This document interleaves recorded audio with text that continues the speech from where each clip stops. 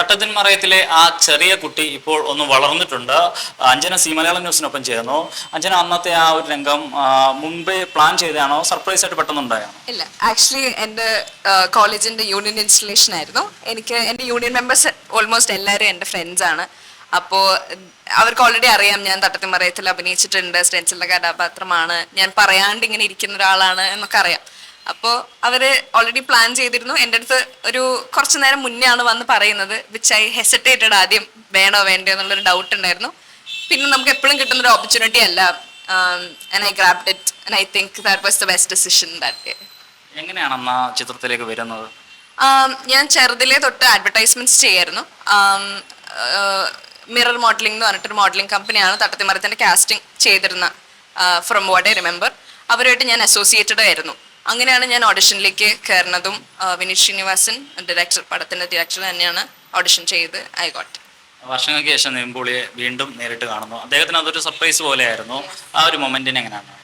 ആ moment was ഭയങ്കര stunning. എനിക്ക് കയറണോ വേണ്ടോ എന്നുള്ള ഡൗട്ടിലിരുന്നിട്ട് ഞാൻ സ്റ്റേജിലേക്ക് സ്റ്റെൻസിൽ എന്നുള്ള ഒരു പേര് പറഞ്ഞപ്പോൾ തന്നെ ഓഡിയൻസിന് ഒരു റെസ്പോൺസ് ഉണ്ടല്ലോ.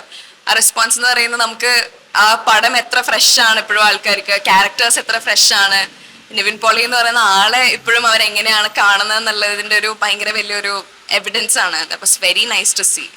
അന്നത്തെ അത് ആ സിനിമയിലെ ചിത്രങ്ങളിലെ രംഗങ്ങളും ഇപ്പോഴത്തെ ഈ വിഷ്വൽസും കൂടി വ്യാപകമായിട്ട് സോഷ്യൽ മീഡിയയിൽ ഒരു വൈറലായിട്ടുണ്ട്. അപ്പോൾ അതിനോട് എന്താണ് തോന്നുന്നത്? വളരെ സന്തോഷമുണ്ട്. ഇപ്പോഴും ആൾക്കാർ അതിനെ ഭയങ്കര ഫ്രഷ് ആയിട്ട് തന്നെ അപ്രോച്ച് ചെയ്ത് ആസ്വദിക്കുന്നുണ്ടല്ലോ. ഞാൻ വളർന്നു എന്നുള്ളത്, 14 years പാസ് ചെയ്തത് അവർ അറിഞ്ഞിട്ട് പോലും ഇല്ല എന്നുള്ളതാണ് കോമെന്റ് സെക്ഷനിൽ തുറക്കുമ്പോൾ തന്നെ നമുക്ക് മനസ്സിലാവണത്. They are celebrating that movie all over again and I'm so happy about that. ഇപ്പോഴും സിനിമയൊക്കെ ഒരു ആഗ്രഹമായിട്ട് അല്ലെങ്കിൽ കൂടുതൽ ചലച്ചിത്രങ്ങളിലൊക്കെ സജീവമാണോന്നൊക്കെ ഒരു താല്പര്യം?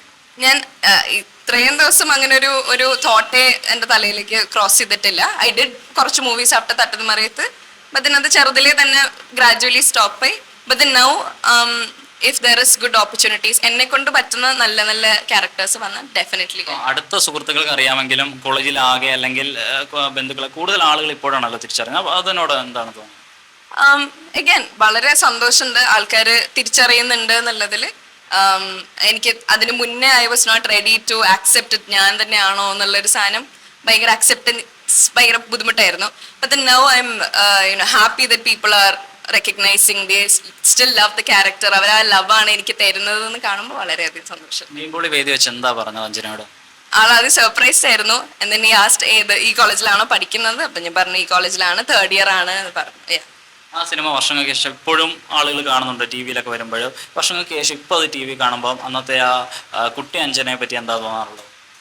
കുട്ടി അഞ്ജന ഞാൻ തന്നെയാണോ എന്നുള്ളൊരു ഡൗട്ട് തന്നെ എനിക്ക് തോന്നുന്നു. ബിക്കോസ് അതെനിക്ക് തോന്നുന്നു മോർ ദൻ ആ കുട്ടി എന്നുള്ളതല്ലാണ്ട് എനിക്ക് ആ സീൻസ് എങ്ങനെ ചെയ്യണം എന്ന് പറഞ്ഞു തന്നതും എന്നെ പ്രോപ്പറായിട്ട് ഗൈഡ് ചെയ്തതാണ് ആ ക്യാരക്ടറിന്റെ ഒരു നമ്മൾ കാണുന്നത്, പുറത്തേക്ക് കാണുന്നത്. It's always the people who are behind those characters.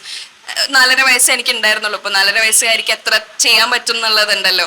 It's definitely the people around me who guided me properly.